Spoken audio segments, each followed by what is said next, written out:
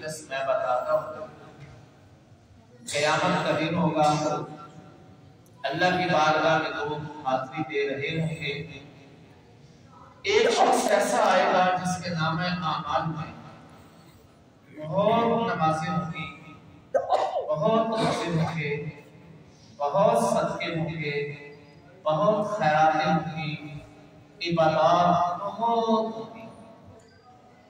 لوگ اس کے نیکیوں کے انبار کو دیکھ کے یہ سمجھنے لگیں گے، خیال کرنے لگیں گے یہ کوئی شاید نبی آ رہے ہیں یا کوئی صدیق آ رہے ہیں، وہ شخص امتی ہوگا، نیکیاں بڑی ہوگی۔ پھر اللہ کی بارگاہ میں جب پہنچے گا تو اللہ پاک آواز دیں گے، کوئی ہے بندہ جس نے اس سے اپنا معاملہ صاف کرانا ہو؟ ایک شخص کھڑا ہوگا، میرے مولا اس بندے نے دنیا میں مجھے فلاں تکلیف پہنچائی، آج میں اس کی تلافی چاہتا ہوں۔ اللہ پاک نیکی والے سے پوچھیں گے یہ ٹھیک کہہ رہا ہے؟ تو وہ اعتراف کرے گا، جی واقعی میرے اللہ مجھ سے اس شخص کے ساتھ زیادتی ہوئی ہے۔ تو وہاں کی کرنسی سونا چاندی نہیں، وہاں کی کرنسی نیکیاں۔ اللہ پاک نیکیاں دے کے تلافی کریں گے، یہ فارغ ہوگا، ایک اور کھڑا ہو جائے گا، مولا کریم اس بندے نے مجھے فلاں موقع میں تکلیف پہنچائی، اللہ پاک اس سے بھی نیکیاں دے دیں گے۔ اس طرح ایک کر کے بندے آگے جائیں گے، اپنے اپنے مطالبات پیش کریں گے، رب العالمین سب کی تلافی اس شخص کی نیکیوں سے کرتے جائیں گے، یہاں تک کہ اس آدمی کے پاس ایک نیکی بھی باقی نہ رہے گی، خالی۔ آپ نے فرمایا یہ ہے مفلس، یہ ہے وہ بندہ مفلس جو حقیقی طور پہ۔ اب اگر دیکھا جائے یہاں قابل غور بات یہ ہے، جس کے پاس اتنی نیکیاں تھیں، اس کا مطلب ہے دنیا میں وہ نمازیں بھی پڑھتا تھا، حج بھی کرتا ہوگا، زکوٰۃ بھی دیتا ہوگا، روزے بھی رکھتا ہوگا، خیرات بھی کرتا ہوگا، یقیناً مجھ سے بڑا نیکی والا صالح آدمی ہوگا۔ یہ ساری چیزیں تو بہتری کی ہیں، نقصان دہ چیز کیا تھی؟ ہمیں نقصان دہ چیز یہ تھی کہ وہ لوگوں کے حقوق میں حق تلفی کیا گیا، لوگوں کو نقصان پہنچایا کرتا تھا۔ اب انسانیت کی حق تلفی، بالخصوص مسلمان کی حق تلفی، یہ رب العالمین کو ایک پل کے لیے بھی قبول نہیں، ایک پل کے لیے بھی اللہ پاک کو پسند نہیں۔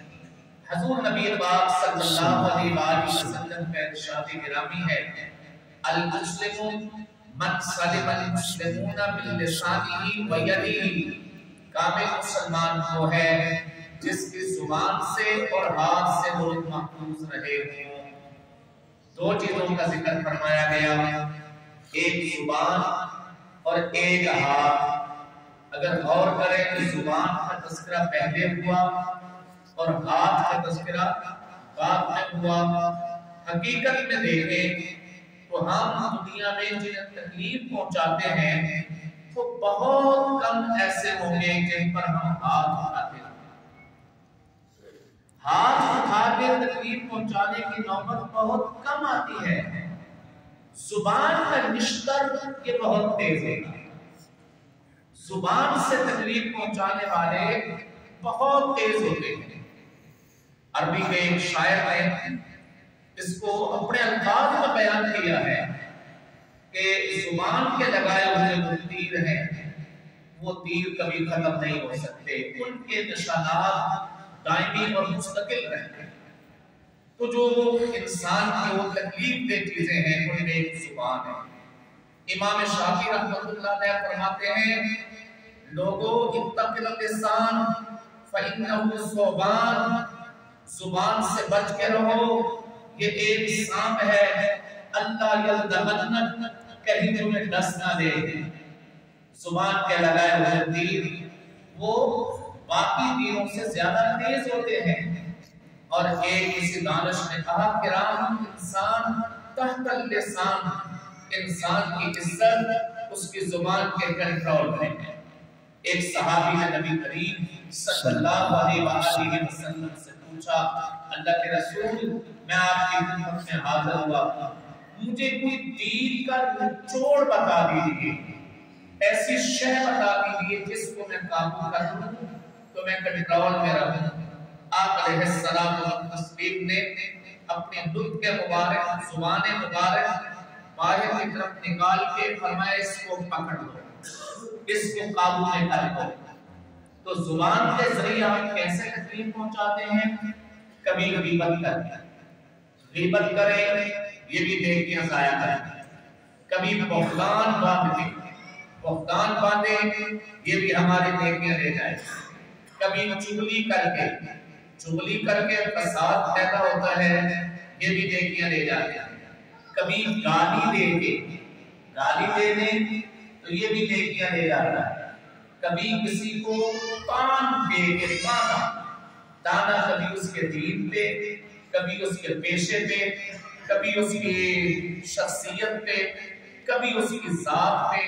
یہ لفظ تان جسے ہم تانا کہتے ہیں، عربی میں اگر اس کا ترجمہ کیا جائے تو اس کیفیت کو تان کہا جاتا ہے جو ایک آدمی دوسرے شخص کے بغل میں، ایک پسلیوں کے نیچے بغل میں کوئی انتہائی تکلیف دہ چیز چبھوئے، اس چبھونے کو تان کہا جاتا ہے، یا نیزے کا کونا کسی کے شکم میں چبھوئے، اس چبھونے کو تان کہا جاتا ہے۔ تو پھر زبان چونکہ بات کرتی ہے، کسی نے کہا نا ایسی ڈائی پیٹے ساری رات بھی پیٹے، بعض اوقات آدمی زبان سے ایسی تکلیف دیتا ہے کہ وہ بھولنے نہیں پاتا۔ کسی شخص نے حکایت بیان کی کہ ایک شخص نے اپنے گھر میں شیر پالا ہوا تھا، شیر کے ساتھ بڑی محبت بڑا پیار۔ ایک دن اس نے شیر کو جھنجھوڑ کے پیچھے کیا اور کہا تیرے منہ سے آج بدبو آ رہی ہے۔ شیر نے کہا اچھا بدبو آ رہی ہے تو میں جنگل چلا جاتا ہوں۔ جنگل چلا گیا، کچھ عرصے کے بعد واپس آیا تو مالک نے پہچانا، آواز دی، شیر آ گیا۔ شیر نے کہا میرے مالک آپ نے مجھے اس دن جو بات کہی تھی اس بات کا زخم میرے دل میں ابھی تک باقی ہے، اور جاتے وقت اس نے ایک بات یہ کہی کہ میں اس وقت آپ کو چھوڑوں گا جب آپ میرے سر پہ کلہاڑا ماریں گے، کلہاڑا ماریں گے تو چھوڑوں گا ورنہ مار دوں گا۔ مالک نے کلہاڑا مارا، ہو گیا، سر پھٹ گیا، شیر چلا گیا۔ جب وقت سے بعد آیا تو کہنے لگا میرے سر کا زخم تو مٹ گیا ہے لیکن آپ کی زبان کا دیا ہوا زخم نہیں۔ تو اس لیے میرے دوستو ہمیں اپنی زندگی میں اپنی زبان کو، اپنے ہاتھ کسی مسلمان بھائی کو تکلیف پہنچانے سے روکنا ہے۔ اسلام کے اور ایمان کے لفظ پہ بھی غور کریں۔